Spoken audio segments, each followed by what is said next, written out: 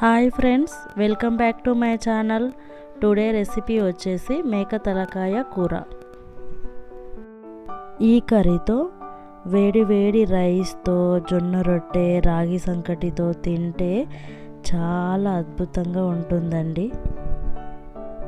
నేను చెప్పే కొలతలను ఫాలో అవుతే చాలా సింపుల్గా, చాలా టేస్టీగా ఉంటుంది. 3-4 సార్లు క్లీన్ చేసిన తలకాయ మాంసంలో 1 స్పూన్ పసుపు, 1 స్పూన్ ఆయిల్, 250 ml వాటర్ వేసుకోవాలి. కుక్కర్ మూత పెట్టి స్టవ్ పై పెట్టుకోవాలి. తలకాయ మాంసాన్ని 3-4 సార్లు క్లీన్ చేయకపోతే నీచు వాసన వస్తుందని గుర్తుపెట్టుకోవాలి. 250 ml వాటర్ కరెక్ట్గా సరిపోతుంది. అంతకంటే ఎక్కువ వాటర్ వేస్తే విజిల్ వచ్చిన ప్రతిసారి వాటర్ కూడా బయటకు వస్తుంది. మంటని మీడియం ఫ్లేమ్లో పెట్టి 8 నుంచి 10 విజిల్స్ వచ్చే వరకు ఉడికించుకోవాలి. నాకు 8 విజిల్స్కి తలకాయ మాంసం 60% ఉడికిపోయింది.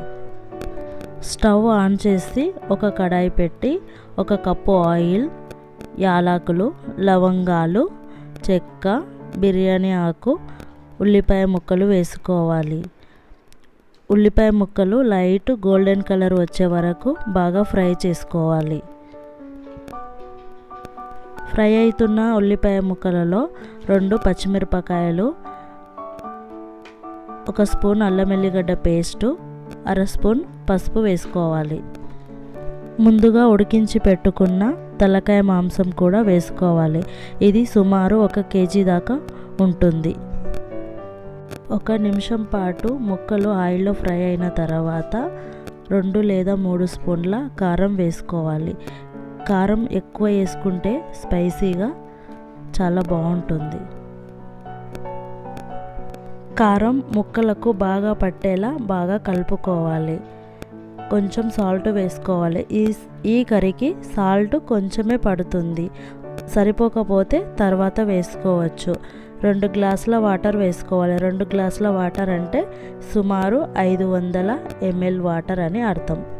వాటర్ వేసిన తర్వాత మంటని మీడియం ఫ్లేమ్లో పెట్టి 5 నిమిషాల పాటు మూత పెట్టి బాగా ఉడికించుకోవాలి.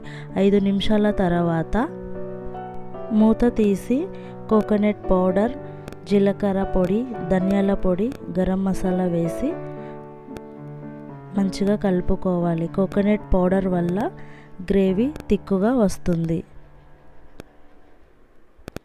1/2 స్పూన్ మిరియాల పౌడర్ వేసుకోవాలి. ఈ మిరియాల పౌడర్ లైట్గా ఘాటుగా చాలా బాగుంటుంది. 1 కప్పు చింతపండు రసం వేసుకోవాలి. టమాటా ముక్కల కంటే చింతపండు రసం ఈ కర్రీకి చాలా టేస్ట్గా ఉంటుంది. 2 నిమిషాల పాటు మూత పెట్టి ఉడికించుకోవాలి. ఆ తర్వాత చూడండి, గ్రేవీ మరీ పలుచగా కాకుండా మరీ తిక్కుగా కాకుండా కరెక్ట్గా అయితే వచ్చిందండి నాకైతే. అంతేనండి, వేడి వేడి మేక తలకాయ మాంసం రెడీ. కొంచెం కొత్తిమీర వేసి ఒక బౌల్లోకి తీసుకోవడమే, అంతే. ఒక్కసారి ఈ విధంగా ట్రై చేయండి, పర్ఫెక్ట్గా వస్తుంది మీకు. రాగి సంకటి, తలకాయ కూర కాంబినేషన్ చాలా అద్భుతంగా ఉంటుంది. రైస్తో తింటే మరీ అద్భుతంగా ఉంటుంది. చూడండి ఎంత సాఫ్ట్గా ఉడికిపోయాయో, పట్టుకుంటే విరిగిపోయేలా. మీకు నచ్చిందా? ఒకసారి ట్రై చేయండి మరి.